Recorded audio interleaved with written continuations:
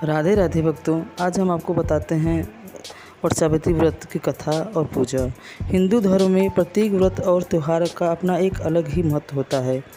ऐसे ही व्रत और त्योहारों में से एक है वट सावित्री व्रत। यह हिंदू धर्म का खास पर्व माना जाता है। वट सावित्री पर भगवान विष्णु और माता लक्ष्मी की पूजा आराधना की जाती है। इस दिन सुहागिन महिलाएं 16 श्रृंगार कर अपने पति की लंबी उम्र की कामना व्रत रखती है और बरगद के वृक्ष की पूजा करती हैं। आइए जानते हैं कि इस व्रत का महत्व, कथा और पूजा विधि। वट सावित्री व्रत का महत्व। पुराणों के अनुसार वट वृक्ष में ब्रह्मा, विष्णु व महेश तीनों देवताओं का वास है। इसके नीचे बैठकर पूजन व्रत कथा सुनने से सभी मनोकामनाएं पूर्ण होती हैं। भगवान बुद्ध को इस वृक्ष के नीचे ज्ञान प्राप्त हुआ था। अतः वट वृक्ष का ज्ञान, निर्वाण और दीर्घायु का पूरक माना जाता है। ऐसी मान्यता है कि यह व्रत सुहागिन स्त्रियों के लिए बहुत ही ज़्यादा महत्वपूर्ण होता है। जो सुहागिन स्त्री वट सावित्री का व्रत रखती हैं और बरगद के वृक्ष की पूजा करती हैं, उसे अखंड सौभाग्य का फल मिलता है। उससे सभी कष्ट दूर होते हैं। सिर्फ इतना ही नहीं, वट सावित्री का व्रत रखने से पति पत्नी के बीच आपसी प्रेम बढ़ता है और वैवाहिक जीवन में मधुरता भी आती है। कहते हैं कि वट वृक्ष में कई रोगों का नाश करने की क्षमता होती है, इसलिए उस दिन वट की पूजा का विशेष महत्व होता है। महर्षि अश्वपति की एक संतान थी जिसका नाम था सावित्री। सावित्री का विवाह अश्वपति के पुत्र सत्यवान से हुआ था।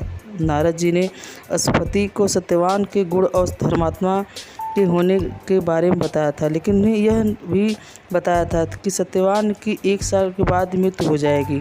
पिता ने सावित्री को काफ़ी समझाया, लेकिन उन्होंने कहा कि वह सिर्फ सत्यवान से ही विवाह करेंगी और किसी से नहीं। सत्यवान अपने माता पिता के साथ वन में रहते थे। विवाह के बाद सावित्री भी उनके साथ में रहने लगी। सत्यवान की मृत्यु का समय पहले ही बता दिया था, इसे सावित्री पहले से ही उपवास करने लगी थी। जब सत्यवान की मृत्यु का दिन आया तो लकड़ी काटने के लिए जंगल में जाने लगा। सावित्री ने कहा कि आपके साथ जंगल में मैं भी जाऊंगी। जंगल में जैसे ही सत्यवान पेड़ पर चढ़ने लगा तो उसके सिर पर तेज दर्द हुआ। वह वृक्ष से आकर नीचे सावित्री की गोद में सिर रखकर लेट गए।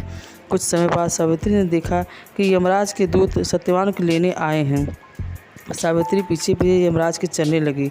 तब यमराज ने देखा कि उनके पीछे कोई आ रहा है, तो उन्होंने सावित्री को रोका और कहा कि तुम्हारा साथ सत्यवान तक धरती पर था। अब सत्यवान को अपना सफ़र अकेले तय करना है। सावित्री ने कहा, मेरा पति जहाँ जाएगा मैं वहीं उनके साथ पीछे जाऊंगी। यही धर्म है। यमराज सावित्री के पतिव्रता धर्म से बहुत प्रसन्न हुए और उन्होंने एक वरदान मांगने को कहा। सावित्री ने अपने सास ससुर की आंखों की रोशनी मांगी। यमराज ने वर देकर आगे बढ़े। फिर से सावित्री पीछे आ गई। फिर एक और वरदान मांगने को कहा। तब सावित्री ने कहा कि मैं चाहती हूँ कि मेरे ससुर का खोया हुआ राजपाट वापस मिल जाए। यह वरदान देकर यमराज आगे बढ़े। इसके बाद फिर से वे सावित्री के पीछे चल पड़ी। तब यमराज ने सावित्री को एक और वर मांगने के लिए कहा। तब उन्होंने कहा, मुझे सत्यवान के सब पुत्रों का वर दे। यमराज ने यह वरदान देकर सत्यवान के प्राण लौटा दिए। सावित्री लौटकर वृक्ष के पास आई और देखा कि सत्यवान जीवित हो गए हैं। वह उसे साथ लेकर सास ससुर के पास पहुंची तो उन्हें नेत्र ज्योति प्राप्त हो गई तथा उनका राज्य उन्हें वापस मिल गया। तब धार्मिक मान्यताओं के अनुसार माता सावित्री ने अपने पति सत्यवान के प्राणों की यमराज से चुराकर लाई थी। वट सावित्री के दिन सुहागन महिलाएं प्रातःकाल उठकर स्नान करके व्रत का संकल्प ले, साफ वस्त्र धारण करके 16 श्रृंगार करें। एक बटोतरी में 7 तरह के अनाज रख लें और दूसरी टोकरी में देवी सावित्री की प्रतिमा रखें। इसके बाद वट वृक्ष पर जल चढ़ावें, फिर कुमकुम अक्षत चढ़ावें, दीपक जलाकर धूप दिखावें। अब लाल कलावे को लेकर वट वृक्ष के 5-7 चक्कर लगाते हुए लपेटकर बांध दें। इस बात का ध्यान रखें कि हर परिक्रमा पर एक चने का दाना वृक्ष पर चढ़ाते जाएं। हर घर आकर शाम के समय व्रत कथा पढ़ें अथवा सुनें। वट वृक्ष की पूजा के बाद पति की आरती करें और उनका आशीर्वाद लें। यहाँ मुहैया सूचना सिर्फ मान्यताओं के जानकारी पर आधारित है। यह बताना जरूरी है कि किसी भी तरह की मान्यता जानकारी की पुष्टि नहीं करता। हिंदू पंचांग के अनुसार वट सावित्री व्रत ज्येष्ठ माह के कृष्ण पक्ष की अमावस्या तिथि को मनाई जाती है। इस बार अमावस्या तिथि की शुरुआत 26 मई को दोपहर 12:11 पर होगी और इसका समापन 27 मई को सुबह 8:31 पर होगा। तो भक्तों, आपको यह कथा कैसी लगी?